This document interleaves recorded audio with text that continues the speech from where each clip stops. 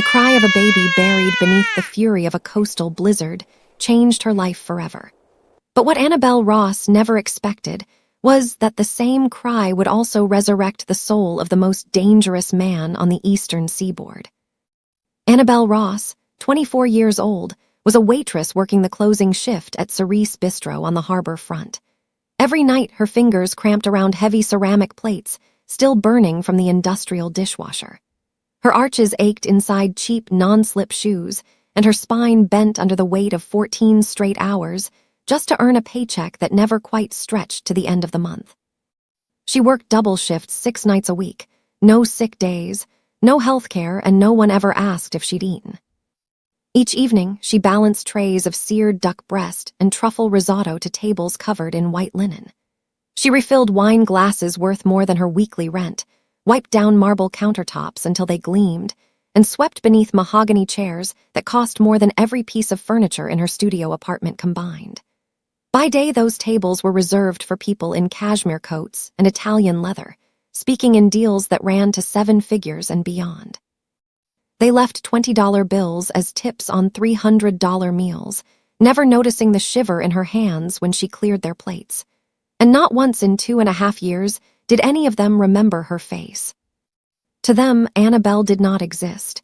She was only a blur in a bright yellow dress, gliding between tables and then vanishing back into the kitchen, the invisible hands that kept their elegant evening flawless. She did not resent it. She was used to it. Life had taught her that the foster system discards you young, and she had been discarded for 24 years. But tonight would be different.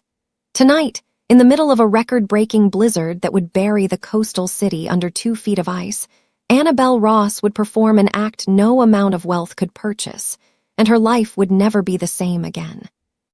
The wind screamed like something alive. Annabelle couldn't see more than 3 feet ahead, just white, swirling white, thick as cotton and cold as steel. The alley behind Gilmore's Bistro had become a frozen tunnel, the dumpsters transformed into jagged mountains of ice, and the pavement beneath her feet had disappeared under 6 inches of fresh powder. She should have been on the bus by now, should have been curled up under her threadbare blanket, nursing a cup of instant coffee and counting the hours until her next shift. But the trash bags had piled up during the dinner rush, and her manager had barked the order with that look in his eyes, the one that said you're replaceable. So here she was, dragging 2 industrial bags toward the dumpster, her thin waitress jacket doing nothing against the wind that cut through the fabric like broken glass. That's when she heard it. A sound so faint she almost convinced herself it was the storm playing tricks. A muffled cry, weak, desperate, barely human. She froze mid-step, the trash bags slipping from her numb fingers. There it was again. Annabelle turned toward the construction site next door, where a half-demolished building had been sitting unfinished for months. In the darkness, she could barely make out the silhouette of rubble and scaffolding, but the sound was coming from there, from somewhere in that graveyard of concrete and rebar. She stumbled forward, her sneakers crunching through the snow, each step a battle against the wind that tried to shove her backward. Her hands were already numb. Her face felt like it was being scraped raw. And then she saw it. A pink bundle, small, motionless except for the faintest tremor. Annabelle dropped to her knees so hard she felt the impact through the ice. Her hands, clumsy, shaking, reached for the bundle and pulled it close. The fabric was soaked through, frozen stiff in places, and inside was a baby. A baby. Her face was blue-tinged, her tiny lips parted in a silent gasp, her eyes squeezed shut against the cold. Oh God, no. Annabelle's brain went into autopilot. She ripped off her jacket, the only thing standing between her and hypothermia, and wrapped it around the infant, layering it over the frozen pink blanket. Then she pulled the baby against her chest, curling her body around the child like a shell, using her own heat as a shield. The baby's skin was ice. Her little fingers were stiff, but there was a heartbeat, faint, fluttering, but there. "I've got you," Annabelle whispered, her voice cracking. "I've got you, stay with me." The wind howled louder. Snow piled onto her back, her hair, her arms. She couldn't feel her legs anymore, couldn't feel her hands, but she didn't move. She stayed there, kneeling in the frozen slush, rocking the baby gently, breathing warm air onto the child's face, whispering promises she didn't know if she could keep. She didn't know how long she'd been there, seconds, minutes, hours, when she heard the footsteps. Heavy, fast, frantic. Annabelle looked up, squinting through the snow, and her heart stopped. A man was running toward her, tall, broad-shouldered, dressed in a long black coat that whipped behind him like a cape. His face was a mask of fury and terror, and in his right hand, glinting under the dim streetlight, was a gun. "Get away from her," he roared. Annabelle didn't move, couldn't move. Her arms tightened instinctively around the baby. The man skidded to a stop 3 feet away, the gun raised, his chest heaving. His eyes dark, wild, rimmed with red, locked onto the bundle in her arms. Then onto her face, then back to the baby. "What did you do?" His voice was a growl, low and dangerous. "What the hell did you do to her?" Annabelle's teeth were chattering so hard she could barely speak. "I found her. She was freezing. I didn't." "Give her to me." He stepped closer, and Annabelle saw his hand trembling, not from cold, from something else, something raw and desperate. Annabelle looked down at the baby in her arms. The child's lips were still blue, but her breathing had steadied. Her tiny chest rose and fell in shallow, fragile rhythms. "She needs a hospital," Annabelle said, her voice stronger now despite the cold eating through her bones. "She needs help, now." The man stared at her for a long, terrible moment. Then he lowered the gun. "My car," he said, his voice hoarse. "It's around the corner." He reached for the baby, and Annabelle hesitated, just for a second before letting him take her. The moment the child left her arms, the cold hit her like a sledgehammer. Her body convulsed, and she collapsed forward onto her hands, gasping. The man looked down at her thin uniform dress now soaked through, at her bare arms, red and trembling, at the jacket, her jacket still wrapped around his daughter. "You took off your coat," he said quietly. It wasn't a question. Annabelle nodded, unable to speak. The man crouched down beside her, cradling the baby in one arm while extending his free hand. "Can you walk?" I think so." "Then get up. You're coming with me." "I don't." That wasn't a request. His eyes met hers, and for the first time she saw something other than rage in them, something that looked almost like gratitude, or guilt, or both. "You just saved my daughter's life, and if you stay out here, you'll die, so get up." Annabelle took his hand. His grip was strong, warm, and he pulled her to her feet with an ease that made her feel weightless. She swayed, her legs barely holding her, and he steadied her with a hand on her shoulder. "What's your name?" he asked. "Annabelle." "Annabelle." He said it like he was committing it to memory. Then he turned and started walking, his coat billowing behind him. "Stay close, we don't have much time."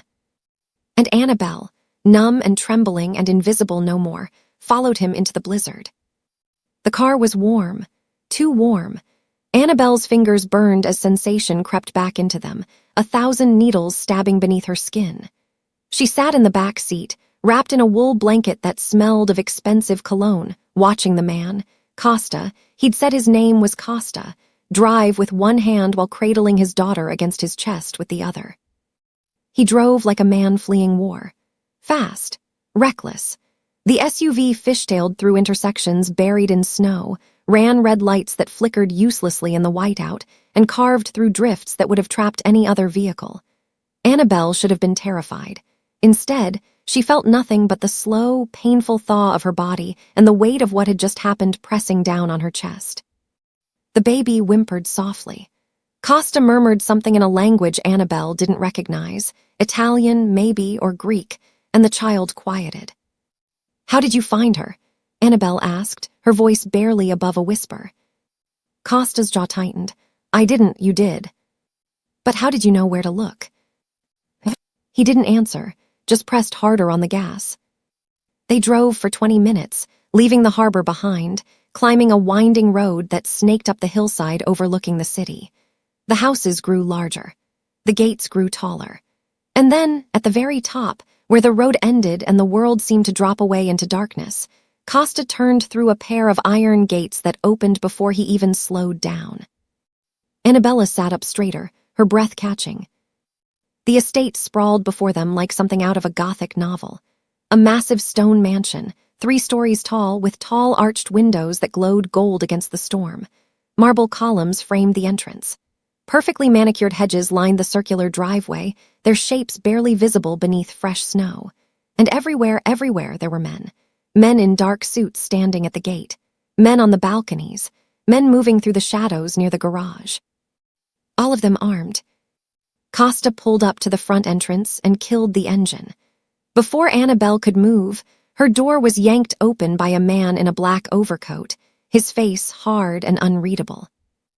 "Out," Costa said, already stepping from the driver's side with the baby. Annabelle climbed out on shaking legs, the blanket still wrapped around her shoulders, and followed him up the marble steps. The front doors opened before they reached them, 2 heavy slabs of carved oak that groaned on their hinges, and they stepped into a foyer that made Annabelle's studio apartment look like a closet. The floor was polished marble, white with veins of gold. A chandelier the size of a small car hung from the vaulted ceiling, dripping with crystals that caught the light and scattered it like stars. A curved staircase swept upward to the second floor, its banister gleaming dark wood, its steps covered in plush burgundy carpet. But it wasn't the luxury that made Annabelle's stomach turn. It was the cold. Not the temperature, the house was warm, almost stifling, but the feeling. The way the men stationed at every doorway watched her with flat, expressionless eyes.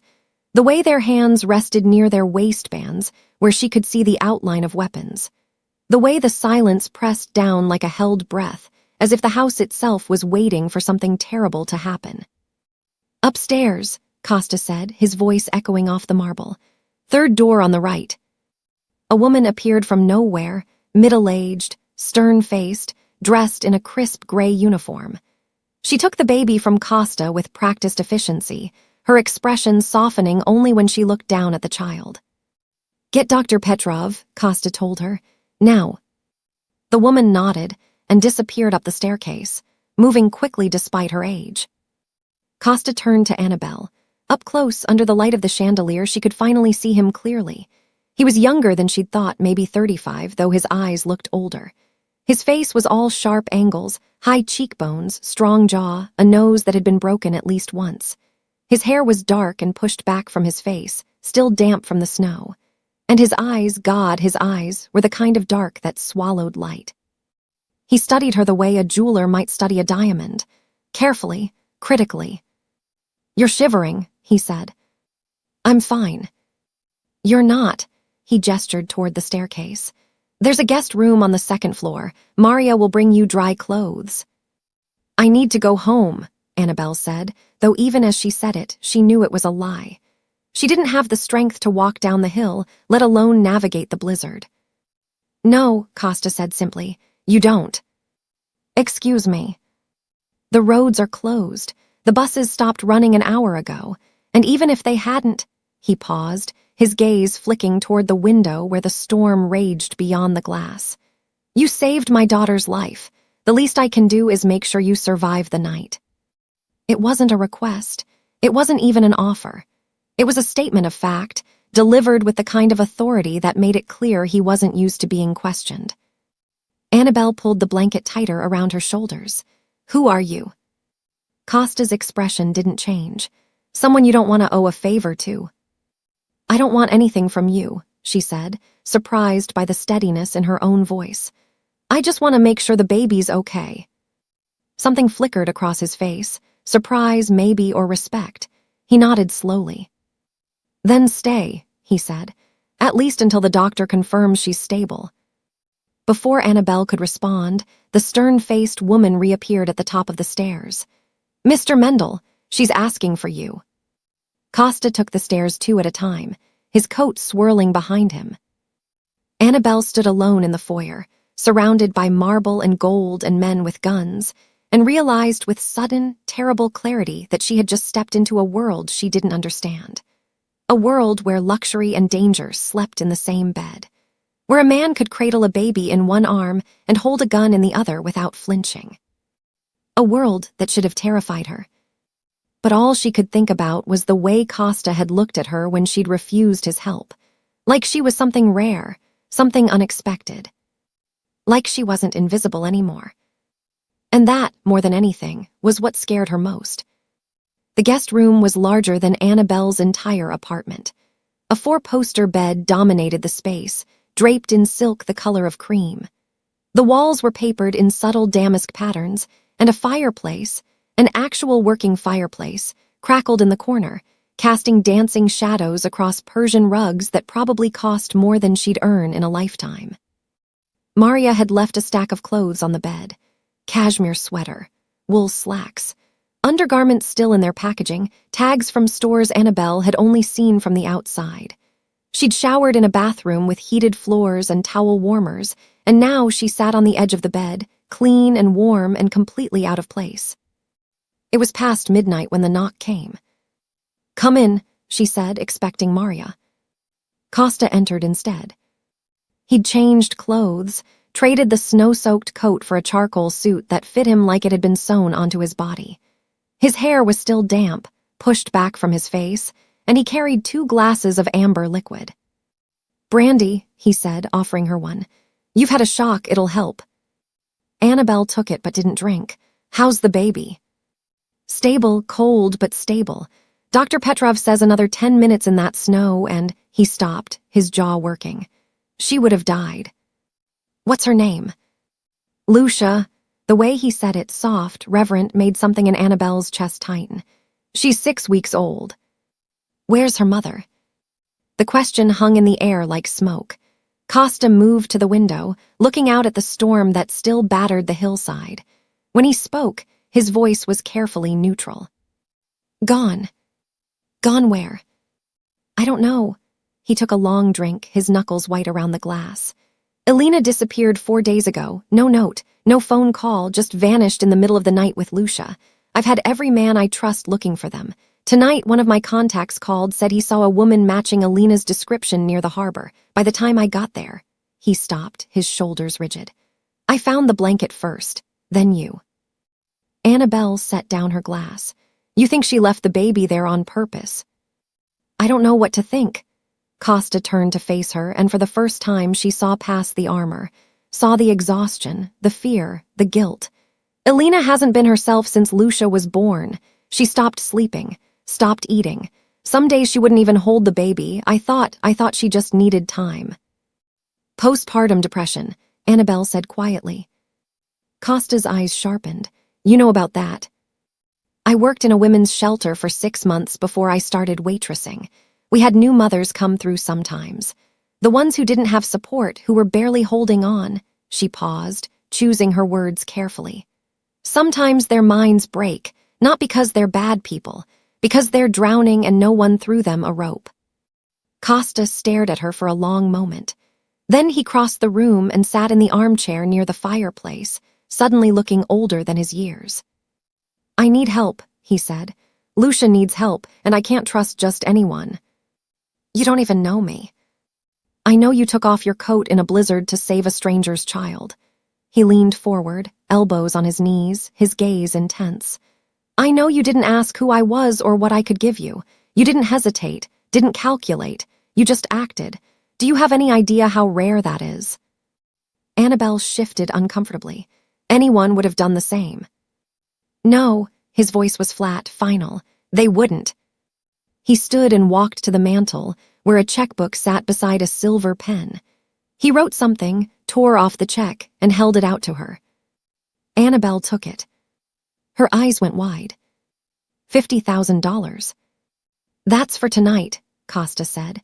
"For saving Lucia's life. No strings attached. Maria will drive you home in the morning if that's what you want." Annabelle stared at the check, her hands trembling. $50,000. She could pay off her rent for a year, fix the heater, buy decent shoes, maybe even finish the nursing degree she'd had to abandon. "But if you stay," Costa continued, his voice quiet but firm, "I'll pay you $10,000 a month, room and board included. All you have to do is take care of Lucia. Be here when she wakes up. Feed her, hold her, love her the way you already did tonight in that alley." You want me to be her nanny. I want you to be what I can't. His expression hardened, and for a moment she saw the man who'd pointed a gun at her in the snow. My world is dangerous. The people I deal with, the enemies I've made, they don't play by rules. If they knew I had a weakness, they'd exploit it. And right now, Lucia is the greatest weakness I've ever had. Then why bring me here? Annabelle asked. Why involve someone else? Because keeping her safe means keeping her alive, Costa said. And keeping her alive means she needs someone who sees her as a child, not a bargaining chip. Annabelle set the check on the bed. I'm not qualified for this. I'm a waitress. I don't know anything about. You knew enough to save her life when it mattered most. That's not the same as. Yes, Costa interrupted, his eyes boring into hers. It is. The fire crackled. Outside, the wind howled. Think about it, Costa said, moving toward the door. But I need an answer by morning. If you say no, you take the check and I'll make sure you get home safely. If you say yes, he paused, his hand on the doorknob. If you say yes, understand that your life changes. You won't be invisible anymore, Annabelle, and that comes with consequences. He left before she could respond. Annabelle sat alone in the golden room, staring at the check that could change everything, and felt the walls of the mansion pressing in around her. She thought about Lucia's blue lips, about the way Costa had cradled his daughter like she was made of glass, about the men with guns standing at every door. And she thought about the way Costa had looked at her when he'd said your life changes. Not as a warning, as a promise. She picked up the check, her fingers tracing the zeros, and realized she'd already made her choice. She'd made it the moment she'd knelt in the snow and stripped off her coat. Some decisions, she thought, aren't really decisions at all. They're just the inevitable consequence of being the kind of person who can't walk away from a crying child. Even when walking away would be safer. Even when staying might cost her everything. Annabelle said yes. Of course she said yes. By morning, when Costa knocked on her door with coffee and that same unreadable expression, she'd already folded the question over in her mind 100 times and arrived at the same answer every time. She stayed. The first week passed in a blur of routines she had to learn on the fly. Lucia's feeding schedule, the specific way she liked to be rocked to sleep, the cream Maria used for diaper rash, the temperature of her bath water, the lullaby that worked when nothing else would. Costa was rarely there. He left before dawn most days and returned after midnight, his face drawn and gray, smelling of cigar smoke and something darker Annabelle couldn't name. When he was home, he stood in the doorway of the nursery and watched, silent, motionless, as Annabelle fed or changed or sang to his daughter. He never came closer, never offered to help, just watched with those fathomless dark eyes, like he was memorizing something he was afraid he'd lose. On the 8th day, Annabelle decided to clean. Maria had protested. That's not your job, miss. I have girls who. I used to clean office buildings for a living, Annabelle had said with a small smile. Trust me, a nursery won't kill me. The truth was, she needed something to do with her hands, something familiar. The mansion was suffocating in its perfection, every surface polished, every corner spotless, every object placed with the kind of precision that suggested someone was always watching. Cleaning gave her an excuse to move, to think, to feel useful in a way that went beyond bottles and diapers. The nursery was on the 3rd floor, tucked into the east wing where the morning light streamed through tall windows. It was decorated in soft creams and pale pinks, with hand-painted murals of clouds and stars covering the walls. A white crib stood in the center, draped with gauze curtains that looked like they belonged in a fairy tale. Shelves lined one wall, already stocked with stuffed animals and board books Lucia wouldn't be able to read for years. It should have felt warm, safe. Instead, it felt abandoned. Annabelle started with the closet, a walk-in space larger than her old bedroom, filled with tiny dresses still on hangers, shoes that had never touched the ground, blankets folded with military precision. She was reaching for a box on the top shelf when her fingers brushed something that shifted. A book, leather-bound, shoved behind a stack of receiving blankets. Annabelle pulled it down, her heart already beating faster. It was a journal. The cover was worn at the edges, the pages thick and slightly yellowed. No name, no label, just a simple leather cord wrapped around the spine to keep it closed. She should have put it back, should have respected the privacy of a woman she'd never met. But Lucia whimpered in her crib, and Annabelle thought about Costa's haunted eyes, and Alina's empty chair at the breakfast table, and the way everyone in this house moved like they were walking through a graveyard. She unwrapped the cord and opened to the first page. The handwriting was elegant but shaky, as if the hand holding the pen had been trembling. February 10th. They keep telling me I should be happy, that I'm blessed, that Lucia is a miracle, so why do I feel like I'm drowning? Annabelle sank onto the floor, her back against the closet wall, and kept reading. February 18th. I can't sleep. Every time I close my eyes, I see her falling, choking, disappearing. I check her breathing 20 times a night. Costa thinks I'm being paranoid. Maybe I am, maybe I'm going insane. February 24th. I held her today and felt nothing, just emptiness. What kind of mother feels nothing when she looks at her own child? What kind of monster am I? March 2nd. Costa hired another nanny, the third one this month. I keep firing them because I don't trust them. I don't trust anyone. I don't even trust myself. Last night I found myself standing over her crib at 3 a.m. and I couldn't remember how I got there. I couldn't remember if I'd been there for minutes or hours. The entries grew darker, more fragmented. March 10th. The voice is back. The one that whispers she'd be better off without me, that Costa would be better off, that I'm poisoning everything I touch. March 15th. I can't tell what's real anymore. Did I feed her this morning or did I dream it? Did the doctor call or did I imagine that too? Costa keeps asking if I'm okay and I keep lying. I'm so tired of lying. March 20th. I need to leave. It's the only way. If I stay, I'll hurt her. I know I will. The voice says I will. It says terrible things and I'm starting to believe them. I have to go before. The entry ended mid-sentence. The rest of the page was blank. Annabelle turned to the next page, and the next, all blank, as if Alina had simply stopped existing in the middle of a thought. She closed the journal, her hands shaking, and pressed it against her chest. This wasn't a woman who'd abandoned her child out of cruelty. This was a woman whose mind had splintered under a weight she couldn't name. A woman who'd been screaming for help in a language no one around her understood. Annabelle thought about the women she'd met at the shelter.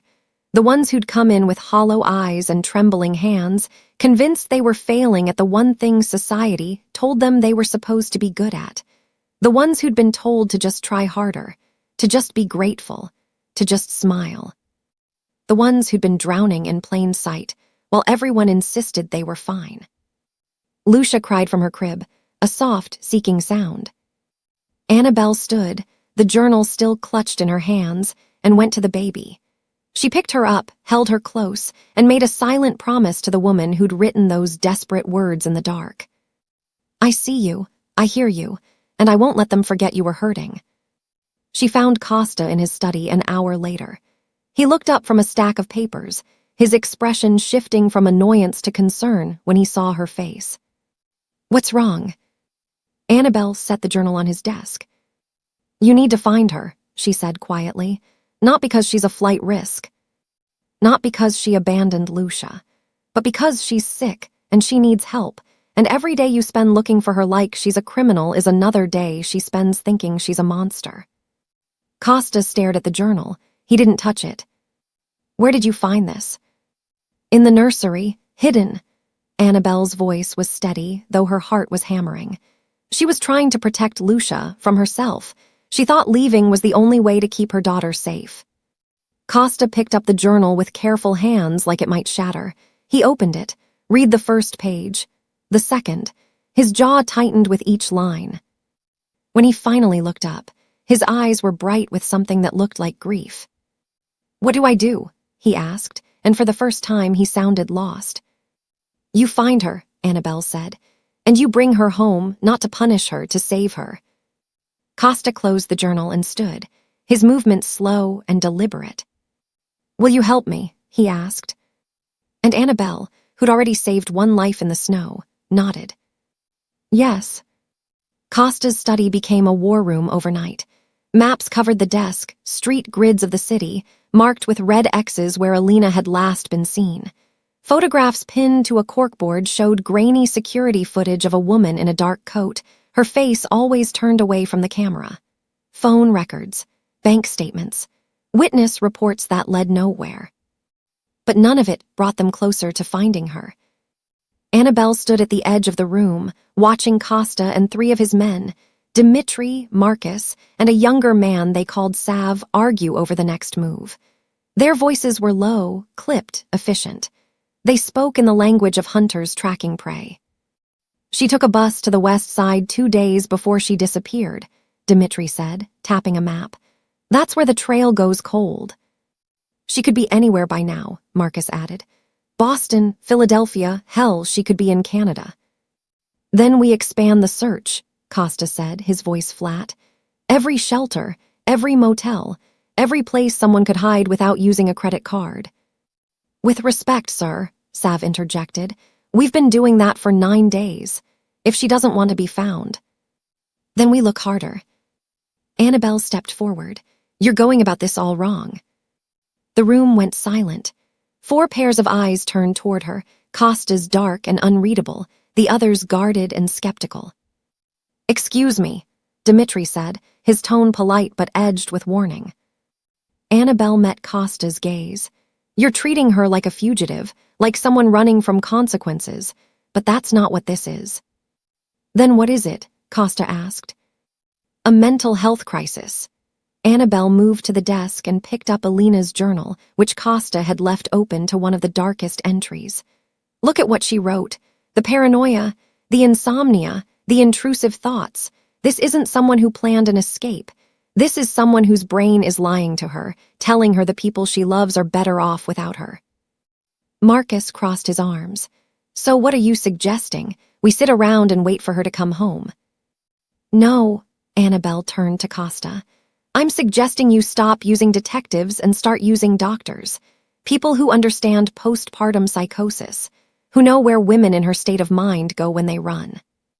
Postpartum psychosis, Costa repeated slowly, like he was tasting the words. It's rare, but it's real. Annabelle pulled out her phone. Costa had given her a new one her second day at the estate and pulled up an article she'd bookmarked. It can happen within weeks of giving birth. The symptoms include delusions, hallucinations, paranoia, severe mood swings. Women experiencing it often believe they're a danger to their child, even when they're not. Some of them run. Some of them, she stopped, her throat tightening. Some of them hurt themselves. The room felt colder. Costa took the phone from her hands and read the article. His face remained impassive, but Annabelle saw the way his fingers tightened around the device, the way his jaw worked. You think this is what happened to Alina, he said quietly. I think every single thing in that journal points to it, Annabelle said. And I think if you keep treating her like a criminal instead of a patient, you're going to push her further away, or worse. Worse how? Sav asked. Annabelle looked at him.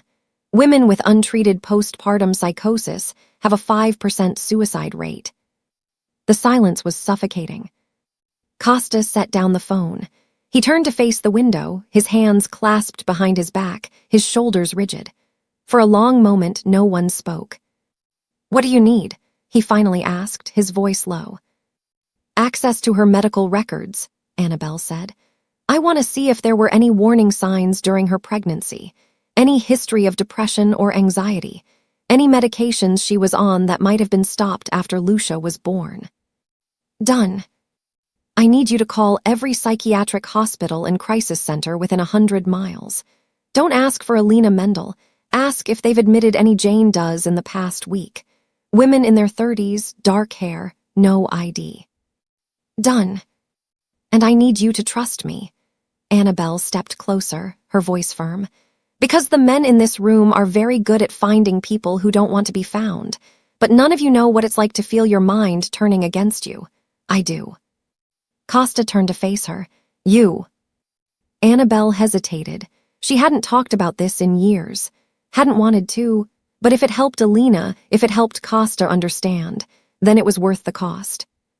When I was 17, I lived with a foster family who locked me in a basement for 3 months, she said quietly. No windows, no clock, just a mattress and a bucket. By the time social services found me, I'd started hallucinating, seeing things that weren't there, hearing voices. The caseworker said I'd had a psychotic break from the isolation and stress. The room was so still, she could hear her own heartbeat. It took 2 years of therapy before I felt human again, Annabelle continued. And even now, sometimes I wake up in the dark and forget where I am, forget that I'm safe. So when I read Alina's journal, I recognized the words, the fear, the certainty that you're broken beyond repair. She paused. That's not something you can track with surveillance footage, Costa. That's something you have to understand. Costa stared at her like he was seeing her for the first time. How did you survive it? He asked. Someone believed me, Annabelle said simply. My therapist. She didn't tell me I was being dramatic or that I just needed to get over it. She told me my brain was doing its best to protect me in an impossible situation, and that healing was possible. That I wasn't broken, just hurt. Costa's expression softened. Just barely, just enough. Alina needs that, Annabelle said. Someone who tells her she's not a monster, that what's happening to her isn't her fault, and she needs it before she does something she can't take back. Costa turned to his men. Dimitri, get me the medical records. Marcus, start calling psychiatric facilities. Use the Jane Doe angle. Sav, I want a list of crisis counselors who specialize in postpartum cases. Move. The 3 men filed out without a word. Costa waited until the door closed before speaking again.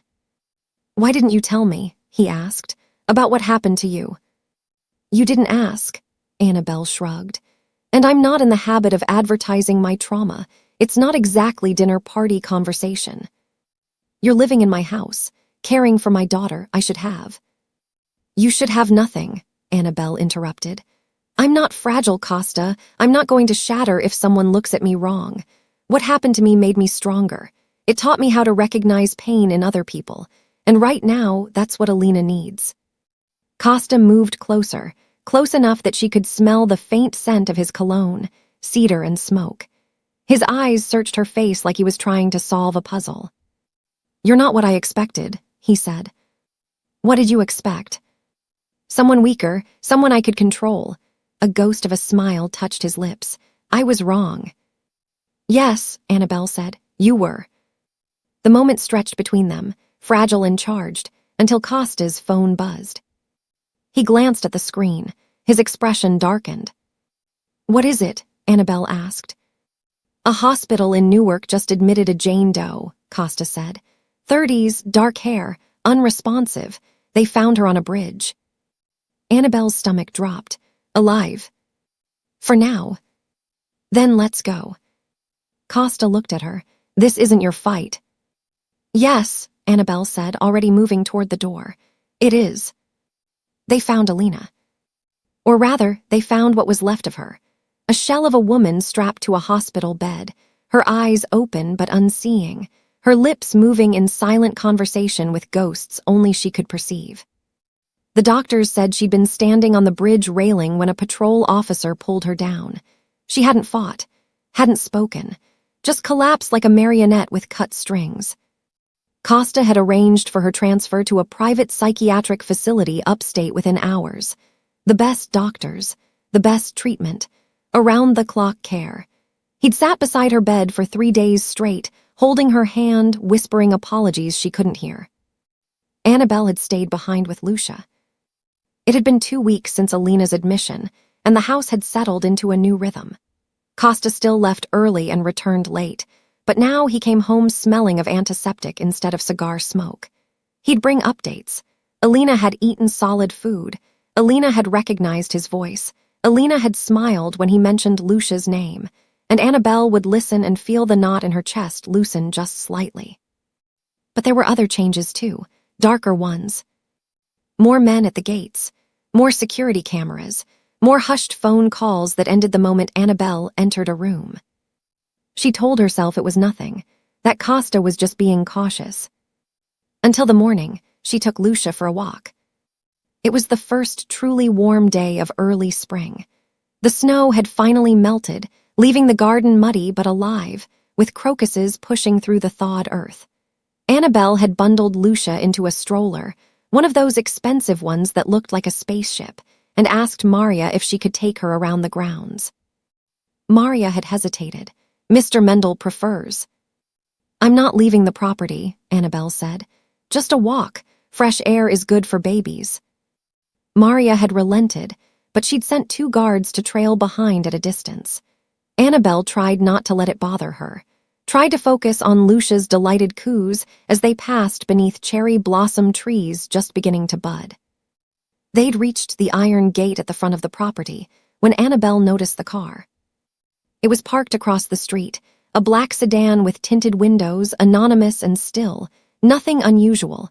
Cars parked on this street all the time. Delivery drivers, gardeners, contractors. But something about it made the hair on the back of her neck stand up. She'd started to turn the stroller around when the passenger window rolled down. Just an inch, just enough for the lens of a camera to poke through. The shutter clicked, once, twice, 3 times. Annabelle's blood turned to ice. She didn't think, just grabbed the stroller and ran back toward the house, her heart hammering, the guards already sprinting past her toward the gate. She heard shouting, the screech of tires. The sedan peeled away before the guards could reach it. By the time she made it to the front steps, Costa was already there, his face a mask of cold fury. "Inside," he said. "Now." Annabelle obeyed, her hands shaking as she lifted Lucia from the stroller. The baby, blissfully unaware, gurgled happily. Costa followed them into the foyer and locked the door with a finality that sounded like a prison cell closing. "What happened?" he demanded. "A car, black sedan. Someone took pictures." Annabelle's voice was steadier than she felt. "Of me and Lucia." Costa's jaw tightened. He pulled out his phone and made a call, speaking rapid fire in Italian. When he hung up, his expression was even darker. "The Marchetti family," he said quietly. "Who?" "Competitors." The word came out like a curse. "They've been testing boundaries for months, small moves, strategic provocations, but this," he stopped, his hands curling into fists. "This is a declaration." Annabelle felt the room tilt. A declaration of what? Costa looked at her, and in his eyes she saw something she'd never seen before. Fear. "They know about you," he said.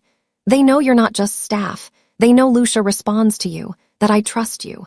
And now they're signaling that they can reach you any time they want." "Why would they care about me?" Annabelle asked, even though part of her already knew the answer. "Because in my world, love is leverage." Costa moved to the window, peering through the curtains like a man expecting an invasion.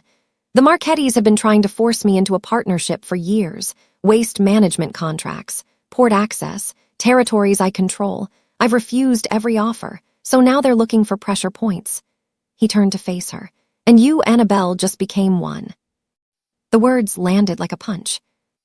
"I'm nobody," she said. "I'm a waitress. They can't possibly think." "You stopped being nobody the moment you saved my daughter's life," Costa interrupted. "You became somebody the moment I brought you into this house, and you became a target the moment they realized I'd kill anyone who tried to hurt you." The silence stretched between them. Annabelle thought about the women at Gilmore's Bistro, the ones who'd never learned her name, the customers who'd looked through her like she was furniture, the landlord who'd threatened eviction because she was 3 days late on rent. She'd spent her entire life being invisible, being nobody. And now, somehow, being somebody was more dangerous than she'd ever imagined. "What do we do?" she asked. "I move you," Costa said. "Safe house, different city, new identity, you and Lucia both until I can negotiate." "No." Costa blinked. "Excuse me." "I said no." Annabelle adjusted Lucia in her arms, the baby's weight grounding her. "You brought me here to take care of your daughter, to be the person she needs. If I run now, what does that teach her? That when things get scary, you abandon the people who need you." "This isn't about teaching lessons," Costa said, his voice sharp. "This is about keeping you alive." Then keep me alive here. Annabelle met his gaze and didn't flinch. Hire more security, install more cameras, do whatever you have to do, but I'm not leaving. Not when Alina's still recovering. Not when Lucia needs consistency. And not because some bully with a camera thinks he can scare me. Costa stared at her like she'd grown a second head. You don't understand what you're risking, he said. Yes, Annabelle said quietly. I do. I grew up in a system that taught me I was disposable, that my life didn't matter because I didn't have money or power or the right last name. I've been invisible so long I forgot what it felt like to be seen. She paused, her voice gaining strength. But Lucia sees me. You see me.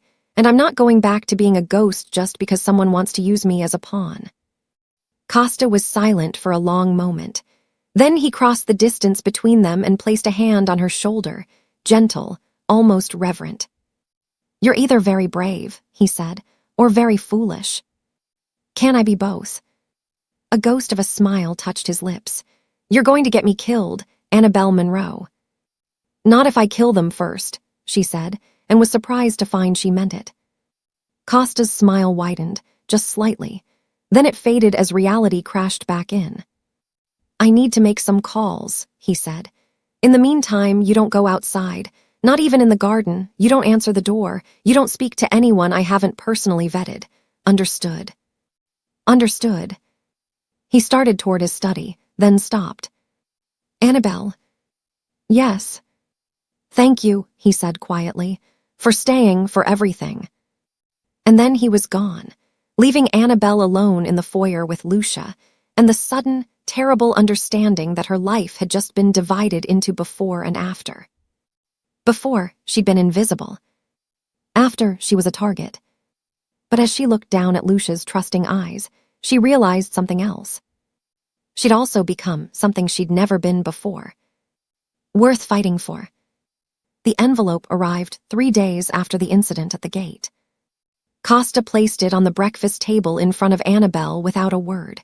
It was thick, manila, sealed with red wax that bore no insignia. The kind of envelope that contained either a fortune or a death sentence. Annabelle set down her coffee. Lucia was napping upstairs, the baby monitor crackling softly on the counter. The morning light streaming through the windows made everything look deceptively peaceful. What is this? She asked. Your way out, Costa said. He looked like he hadn't slept in days. His shirt was wrinkled, his tie loosened, and there was a darkness under his eyes that spoke of decisions made in the small hours of the morning. He gestured toward the envelope. Open it. Annabelle broke the seal. Inside was a passport, Canadian with her photo but a different name. Sarah Chen. Birth certificates. Bank statements for an account in Toronto with a balance that made her breath catch. A lease agreement for an apartment in a neighborhood she'd never heard of. A complete life, fully documented, waiting for her to step into it like a costume. 50,000 in the account to start, Costa said, his voice flat and businesslike.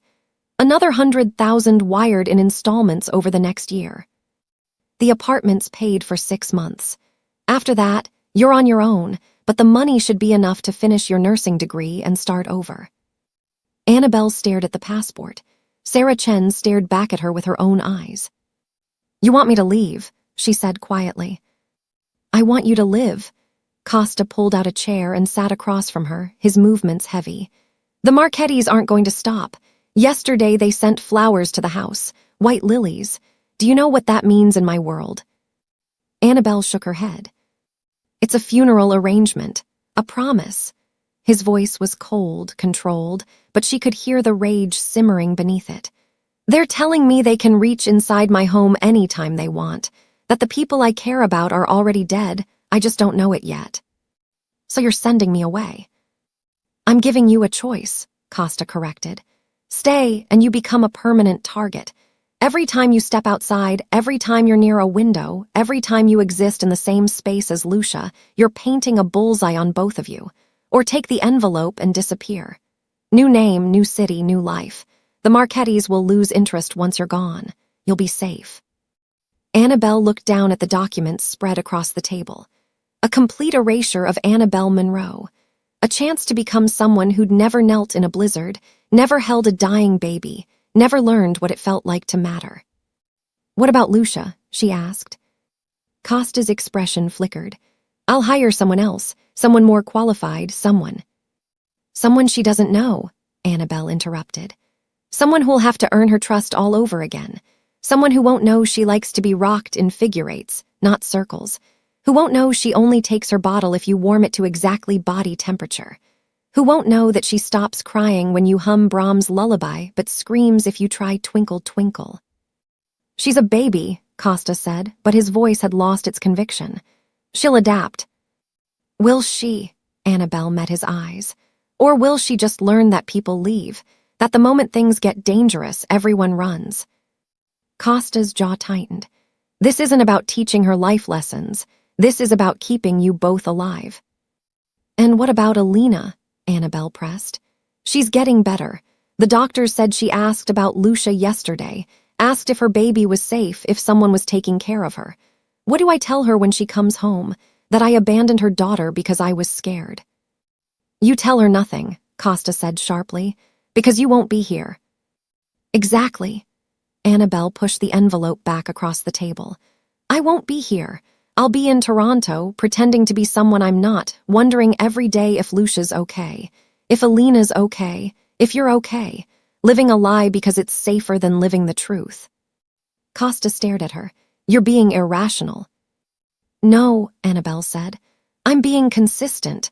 You hired me because I didn't walk away from a dying child in a blizzard. Because I gave up my coat, my warmth, my safety, without thinking twice. And now you want me to walk away because it's convenient." "It's not about convenience. It's about survival." "Whose survival?" Annabelle demanded. "Mine, because I survived 17 years of foster care, 3 months in a basement, and 7 years of being invisible. I know how to survive. But Lucia, she's 9 weeks old. She doesn't need survival. She needs someone who stays." Costa stood abruptly, his chair scraping against the floor. He moved to the window, his back rigid, his hands clasped behind him in that way he did when he was trying to maintain control. "They'll kill you," he said quietly. "The Marchettis don't make empty threats. If you stay, there will come a day when they stop taking pictures and start taking action, and I won't be able to protect you. Then teach me to protect myself." Costa turned. "What?" "You heard me." Annabelle stood, matching his intensity. "You have a house full of armed guards, you have security systems, you have people who know how to survive in a world that wants them dead. Teach me. Show me how to spot a threat, how to move safely, how to fight back if I have to." "You're a waitress, not a soldier." "I was a waitress," Annabelle corrected.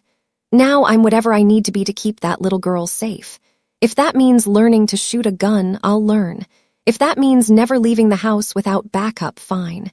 If that means sleeping with a knife under my pillow, I'll do it. But I'm not running." Costa studied her for a long moment, his expression unreadable. "Why?" he finally asked. "Why are you willing to die for a child who isn't yours?"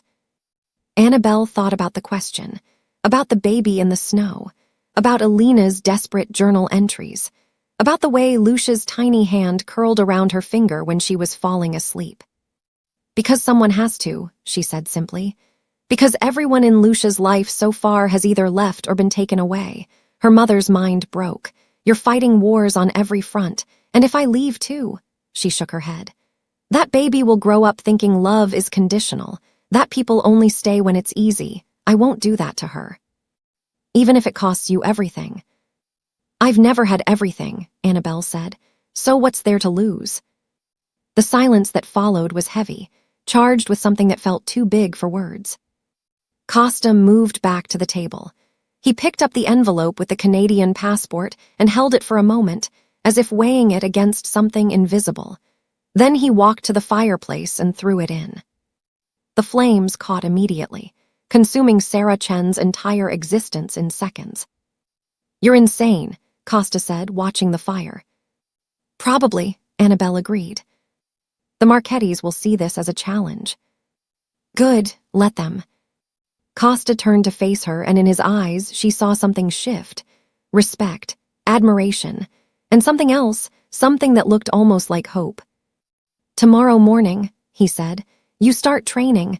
Dimitri will teach you basic security protocol.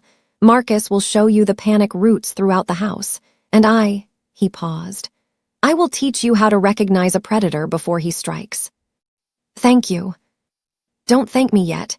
Costa moved toward the door, then stopped. Annabelle. Yes. When the Marchettis come, and they will come, promise me you'll run. Not now, not today. But when the moment comes, when staying means dying, promise me you'll take Lucia and run. Annabelle met his eyes. I promise, but only if you promise to be right behind us. Costa's expression softened just slightly. Deal.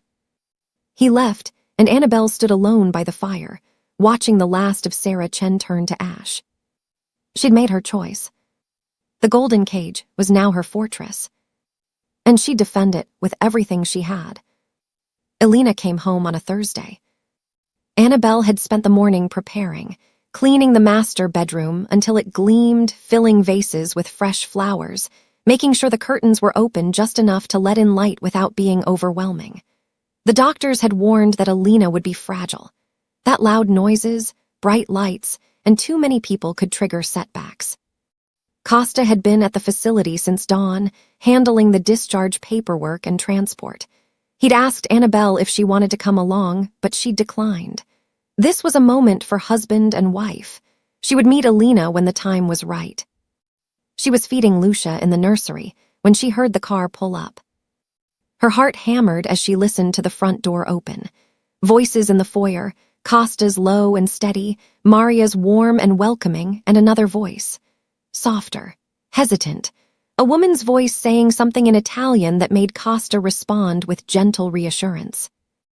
Annabelle looked down at Lucia, who stared back with those impossibly dark eyes. Your mama's home, she whispered. Lucia gurgled, milk dribbling down her chin. Annabelle wiped it away with a cloth and stood, holding the baby against her shoulder. She should give them privacy, should disappear into her room and let the family reunite without an audience. But then she heard footsteps on the stairs. Costa appeared in the doorway, and behind him, small, pale, almost ghost-like, was Elena Mendel. She was beautiful in the way broken things are beautiful. Delicate bone structure, dark hair that fell in soft waves past her shoulders, eyes the color of honey, but hollow, like windows in an abandoned house. She wore a simple cream sweater and jeans that hung loose on her frame, and she moved with the careful precision of someone relearning how to exist in the world. Her gaze found Lucia immediately. The transformation was instant. Elena's entire face shifted, the hollowness filling with something raw and desperate and achingly human. Her hands came up to her mouth, and a sound escaped her throat that was half sob, half prayer. Lucia, she breathed. Costa placed a hand on his wife's back. She's okay. She's healthy. Annabelle's been taking excellent care of her. Elena's eyes shifted to Annabelle, and for a moment, Annabelle felt pinned beneath the weight of that gaze. She saw recognition there, not of her face, but of her role. The woman who'd stood in the space Elena had been forced to abandon. You're Annabelle, Elena said softly. Yes, Annabelle's voice came out steadier than she felt. It's good to finally meet you, Mrs. Mendel. Elena, please. She took a tentative step forward. May I, her voice broke. May I hold her? Annabelle moved immediately, crossing the room to place Lucia gently in her mother's arms. Elena took the baby with trembling hands, tears streaming down her face, and pulled her daughter close. She buried her face in Lucia's dark hair and wept, deep, shuddering sobs that shook her entire body. Costa stepped forward, wrapping his arms around both of them, and for a moment, Annabelle felt like an intruder witnessing something sacred. She started to back toward the door, but Elena's voice stopped her. Don't go. Annabelle froze. Elena looked up, her face wet with tears, her expression raw but clear. Please, I need to talk to you. Costa exchanged a glance with Annabelle, then nodded. I'll give you two some privacy. I'll be downstairs if you need me. He left, closing the door softly behind him. Elena moved to the rocking chair near the window and sat, still holding Lucia like she was afraid the baby might vanish. Annabelle remained standing, unsure of what to do with her hands. "I'm sorry," Elena said after a long moment, "for what I put you through, for what I put her through." "You don't need to apologize," Annabelle said quickly. "You were sick, you didn't choose." "Left my baby in a snowstorm." Elena's voice was quiet but steady. "I put her in that pink blanket, walked her to that alley, and left her there because I was convinced she'd be safer without me, that I was poison, that every breath I took near her was contaminating her." She looked down at Lucia, who had fallen asleep against her chest. "The doctors explained it to me, the psychosis, the delusions. They said it wasn't my fault, that my brain was lying to me, but knowing that doesn't erase what I did." "You were trying to protect her," Annabelle said. "In the only way your broken mind would let you. That's not evil, that's love distorted by illness." Elena's eyes met hers, bright with fresh tears.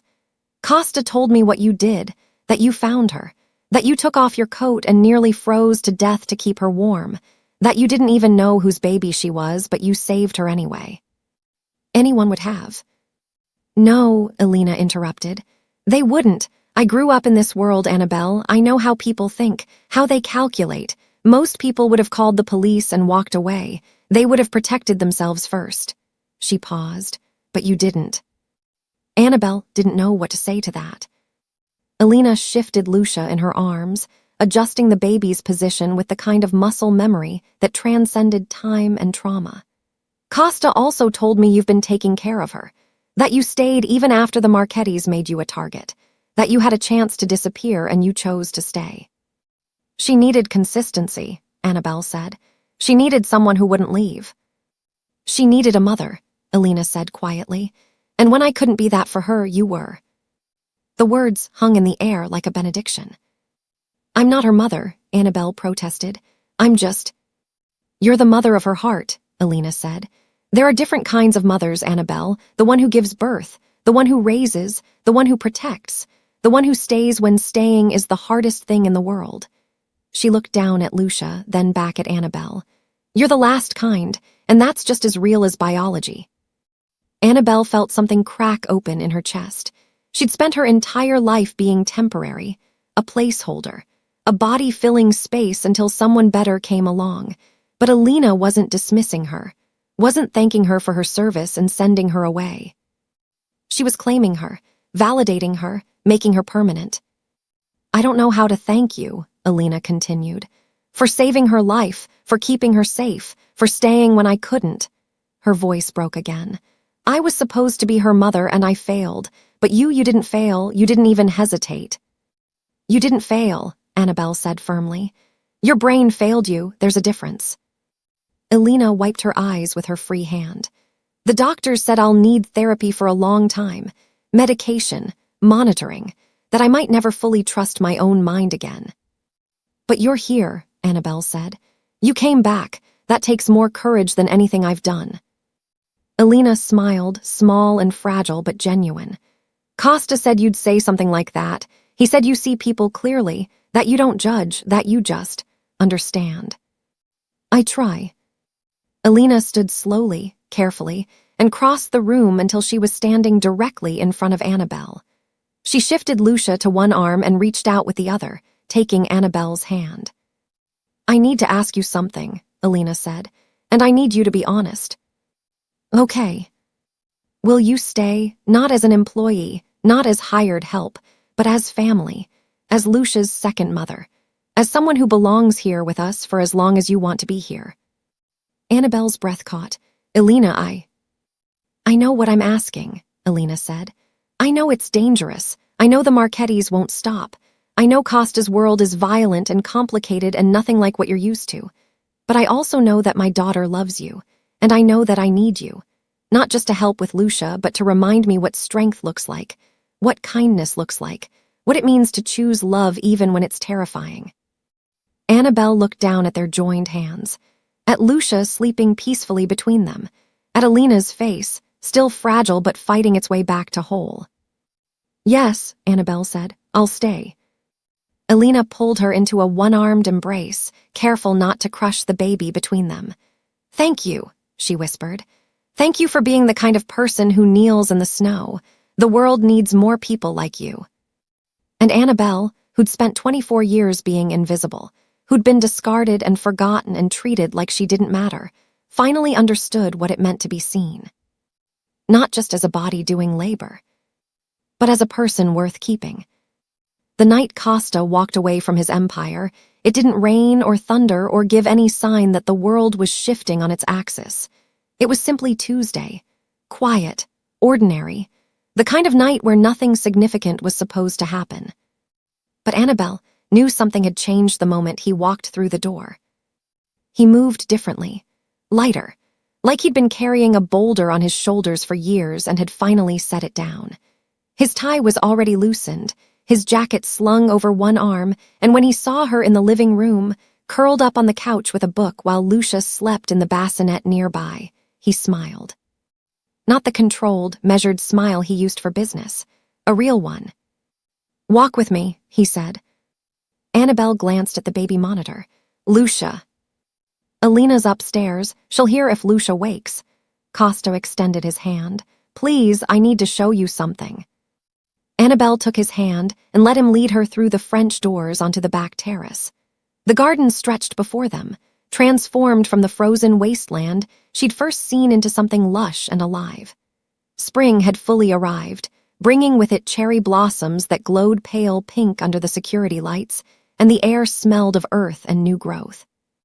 They walked in silence down the stone path until they reached the fountain at the garden's center. Costa stopped there, his hands in his pockets, his gaze fixed on the water that sparkled in the moonlight. "I met with the Marchettis today," he said. Annabelle's heart stuttered, and "I gave them what they wanted, the port contracts, the waste management territories, everything they've been circling for the past 2 years. He turned to face her. "In exchange, they leave this family alone, permanently." "Costa." "I'm out, Annabelle." His voice was quiet but certain. "I'm dissolving the operations, selling the legitimate businesses to people who'll run them legally, cutting ties with everyone who made their money the way I did. It'll take time, maybe a year, maybe 2, but I'm done." Annabelle stared at him. "Why?" "Because I looked at my daughter today and realized I don't want her to grow up wondering if her father will come home. I don't want her to learn that power comes from fear, or that the only way to survive is to hurt people first." He paused. "And I don't want to waste the second chance your kindness gave me." "I didn't." "Yes, you did." Costa stepped closer. "The night you found Lucia, I was a man who thought the only currency that mattered was power, control, the ability to make people afraid. But you taught me something different. You showed me that there's a kind of strength that doesn't come from violence. The strength to kneel in the snow when it would be easier to walk away. The strength to stay when staying is dangerous. The strength to choose compassion when the world tells you to choose yourself." Annabelle felt her throat tighten. "You would have figured that out without me." "No," Costa said. "I wouldn't have. I would have kept building walls until I suffocated behind them. But you walked into my fortress and reminded me what light looks like." He reached into his jacket and pulled out an envelope. Not manila this time. Cream-colored, elegant, unsealed. "What's this?" Annabelle asked. "Open it." Inside was a letter of acceptance from the nursing program at the state university. Full tuition paid for 4 years. A stipend for books and living expenses. A scholarship in her name. The Annabelle Monroe Foundation for Non-Traditional Students. Annabelle's hands shook. "Costa, I can't." "You can," he said firmly. "You told me once that you had to abandon your degree because you couldn't afford it, that you were 3 semesters in when the money ran out and you had to choose between school and survival." His eyes held hers. "You don't have to choose anymore. The foundation will cover everything. And when you graduate, if you want to work in pediatric care, I'll make sure you have opportunities. But if you want to go somewhere else, do something else, be something else, that's your choice too." "Why are you doing this?" "Because you deserve it," Costa said simply. "Because you've spent your entire life being treated like you're worthless, and I need you to know that's a lie. You're not worthless. You're not invisible. You're the woman who saved my daughter, who saved my wife, who saved me from becoming the kind of man who mistakes cruelty for strength." A tear slipped down Annabelle's cheek, then another. She didn't try to stop them. Costa reached out and brushed them away with his thumb, the gesture so gentle it made her chest ache. "You changed everything, Annabelle," he said quietly. "The least I can do is help you build the life you always deserved." Annabelle looked down at the acceptance letter, at the scholarship that bore her name, at the proof that finally, someone saw her worth. "Thank you," she whispered. "No," Costa said, "thank you." They stood there in the garden, surrounded by cherry blossoms and moonlight, and for the first time since that night in the blizzard, Annabelle felt the last piece of ice around her heart finally melt. She wasn't invisible anymore. She wasn't nobody. She was Annabelle Monroe, the woman who'd knelt in the snow and changed the world. 6 months later, Elena stood in the garden with Lucia on her hip, watching Annabelle chase fireflies with the kind of joy that only comes from finally being free. Costa stood beside his wife, his arm around her waist, his expression peaceful in a way it had never been before. "She's going to make an incredible nurse," Elena said. "She already is," Costa replied. Lucia babbled and reached for a firefly, her tiny hand opening and closing in the warm summer air. Above them, the sky was clear and full of stars. No storm clouds, no darkness, just endless light. "Do you ever think about that night?" Elena asked. "The blizzard." Costa was quiet for a moment. Then he smiled. "Every day. It was the night I learned that sometimes the greatest gift comes wrapped in the worst circumstances. That sometimes you have to lose everything to find what actually matters." "And what matters?" Elena asked, though she already knew. Costa looked at his wife, at his daughter, at the woman who'd saved them all, and was now laughing in the garden like she'd never known what it meant to be sad. "This," he said, "all of this." Elena leaned into him, and together they watched as Annabelle spun beneath the fireflies, her yellow dress, the same color as the waitress uniform she'd worn that night, glowing gold in the darkness. She'd walked into a blizzard and come out the other side a hero. She'd been invisible and became unforgettable. She'd been nobody and became everything. And in the end, that's what kindness does. It doesn't just save lives, it transforms them. It takes the discarded and makes them precious. It takes the forgotten and makes them eternal. Annabelle Monroe had learned to kneel in the snow. And in doing so, she'd taught a broken family how to stand. The blizzard had taken so much that night: warmth, safety, certainty. But it had also given them something infinitely more valuable. It had given them each other. And that, Costa thought as he held his family close, was the greatest gift of all. The end.